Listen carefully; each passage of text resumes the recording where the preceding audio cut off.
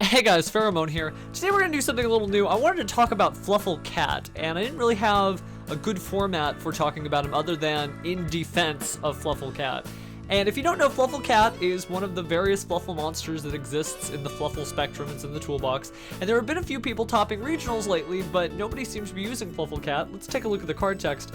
If this card is sent to the graveyard as a fusion material for a fusion summon, you can target a polymerization in your graveyard, add it to your hand.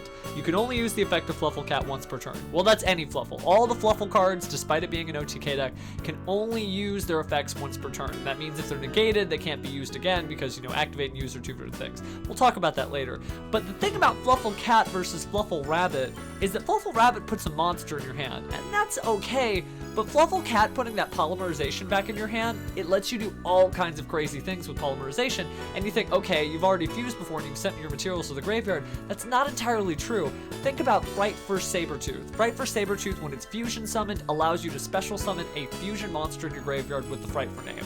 And you can do all kinds of crazy stuff with that, including send that monster, or rather, special summon that monster that you just sent to the graveyard with your second polymerization from Fluffal Cat. You can send it back to the field. You can special summon, and so you can have all these great OTKs. It's going to do so much more for you than adding that monster back to your hand, unless, of course, it's Fluffal Sheep, because you can do all kinds of cool rank 4 plays with Fluffal Sheep. But I just feel like Fluffal Sheep is very slow.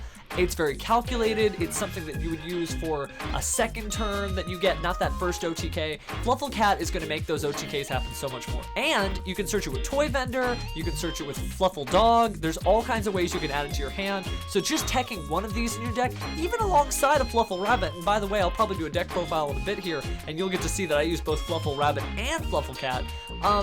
It's really a lot better than you guys are giving it credit for, so consider using it in your deck, and we'll talk about other unused cards next time right here on Duel Academy. Thank you.